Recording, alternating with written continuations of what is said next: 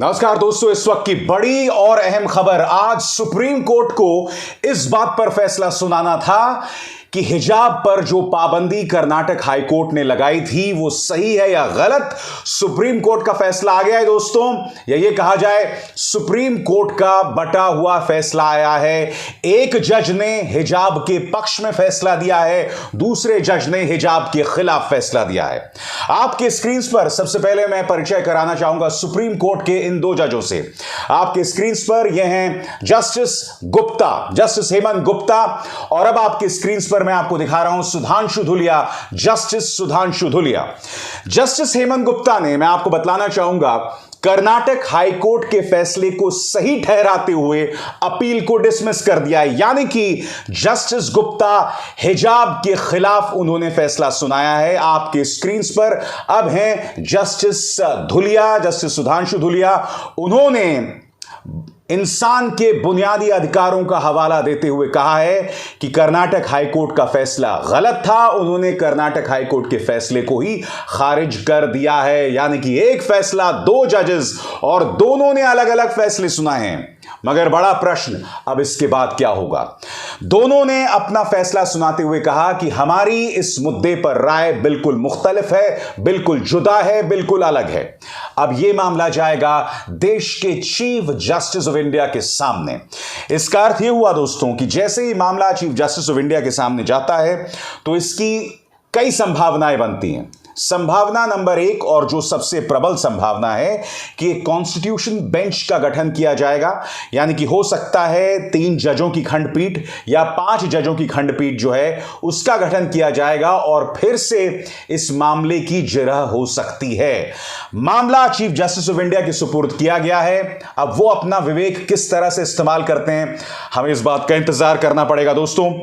सबसे पहले मैं आपको बताना चाहूंगा, जब इस मामले की बहस चल रही थी तो दोनों पक्षों ने क्या क्या बहस सामने पेश की। सबसे पहले हिजाब के पक्ष में जो वकील थे उन्होंने क्या कहा, आपके स्क्रीन पर कर्नाटक सरकार पर सवाल उठाए गए। यह कहा गया कि यह फैसला मुस्लिम समुदाय को निशाना बनाने के लिए है। हिजाब पहनने से किसी के मौलिक अधिकार का हनन नहीं। स्कूल में पगड़ी, कड़ा और बिंदी पर बैन नहीं तो हिजाब पर क्यों? हिजाब धार्मिक आजादी के अधिकार के दायरे में है। एक रिपोर्ट के मुताबिक हिजाब बैन के बाद 17,000 छात्राओं ने परीक्षा नहीं दी या पढ़ाई छोड़ दी। उधर कर्नाटक सरकार के वकील ने इस मामले में क्या कहा, एक एक करके आपके स्क्रीन पर आ रहा है दोस्तों। वही कर्नाटक सरकार ने इस फैसले को सही ठहराते हुए कहा कि यह फैसला स्कूलों में सामाजिक एकता और पब्लिक ऑर्डर के लिए लिया गया है। हिजाब आंदोलन के पीछे popular front of India PFI की साजिश है, जिसे हाल ही में मोदी सरकार ने उस पर पाबंदी लगा दी थी। हिजाब धर्म का अनिवार्य हिस्सा नहीं है, यहां तक कि मौलिक अधिकारों पर भी वाजिब प्रतिबंध संभव है। जब मुस्लिम छात्राओं ने हिजाब पहना तो दूसरे समुदाय के छात्र भगवा शॉल ओढ़कर हा गए। दोस्तों मैं आपको बतला दूं, जब यह मामला सुप्रीम कोर्ट के सामने चल रहा था तो सुप्रीम कोर्ट ने भी कर्नाटक सरकार से कई सवाल किए। वो सवाल जो अब एक एक करके आपके स्क्रीन पर आएंगे, और इन सवालों से आप समझ सकते हैं कि मामला जो है वो किस दिशा की ओर जाता दिख रहा था। आपकी स्क्रीन पर सुप्रीम कोर्ट ने भी सुनवाई के दौरान सरकार पर बड़े सवाल उठाए। अगर यूनिफॉर्म के रंग की कैप को इजाजत तो हिजाब को क्यों नहीं? हिजाब से पब्लिक ऑर्डर और एकता को खतरा कैसे? हाईकोर्ट को अनिवार्य प्रथा में नहीं जाना था। जिन संस्थानों में यूनिफॉर्म नहीं वहां क्या होगा? किसी भी व्यक्ति को धर्म का पालन करने का अधिकार है, लेकिन सवाल यह कि क्या यह अधिकार निर्धारित यूनिफॉर्म वाले स्कूल में भी लागू हो सकता है? क्या कोई छात्रा उस स्कूल में हिजाब पहन सकती है जहां निर्धारित ड्रेस है? आपके पास किसी भी धर्म को मानने का अधिकार हो सकता है, लेकिन क्या उस स्कूल में धर्म का पालन कर सकते हैं जहां निर्धारित ड्रेस है? तो आप देख सकते हैं दोस्तों सुप्रीम कोर्ट ने किन मुद्दों पर चर्चा की। मगर आपको इस बात पर भी गौर करना पड़ेगा कि यह मामला ज्वलंत कैसे हो गया। यह मामला ज्वलंत होता है भारतीय जनता पार्टी शासित राज्य कर्नाटक में। छात्र जो एक अरसे से हिजाब पहनकर जा रही थी उसका विरोध शुरू हो जाता है, और उसके बाद आपको याद होगा वो तस्वीर सामने पेश होकर आई थी, इस लड़की की तस्वीर जो स्कूटर से उतरती है और उसके सामने नारे लगाए जाने लगते हैं। लड़की भी जवाब में नारे, धार्मिक नारे लगाती है और फिर अपने क्लास के अंदर घुस जाती है। और उसके बाद आपको याद होगा कि कई संगठन सामने आए जिन्होंने भगवा गमछे, टोपियां जो हैं छात्रों को मुहैया कराई। ऐसा लग रहा था कि पूरा आंदोलन स्पॉन्सर्ड था, प्रायोजित था।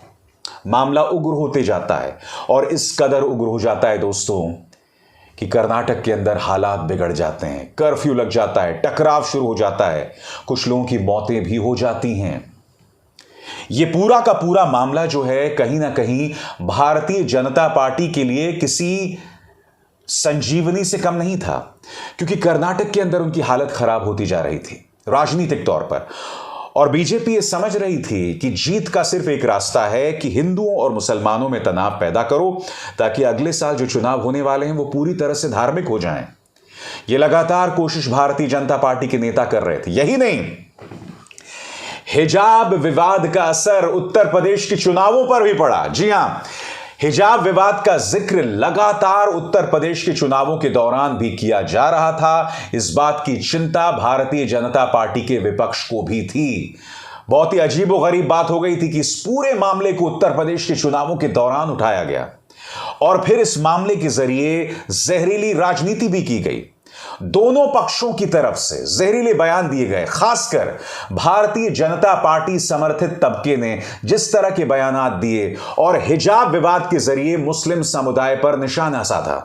दूसरी तरफ मुस्लिम समुदाय से भी जो कट्टरपंथी तबका था वो अपनी तरफ से कई अनाप शनाप बयान दे रहा था, जिससे माहौल लगातार बिगड़ता गया। मैंने शुरू से कही एक बात और उसे फिर दोहराऊंगा। दोस्तों, ऐसे मामलों में जब भी अदालत का फैसला आएगा हमें सबको उसे मानना होगा।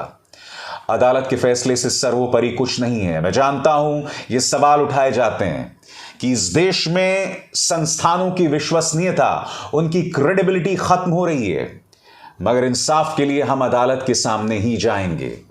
अब यह मामला चीफ जस्टिस ऑफ इंडिया के सामने है। चीफ जस्टिस ऑफ इंडिया क्या करेंगे? क्या एक संवैधानिक खंडपीठ के सामने इसे पेश करेंगे? क्या एक बड़ी बेंच होगी?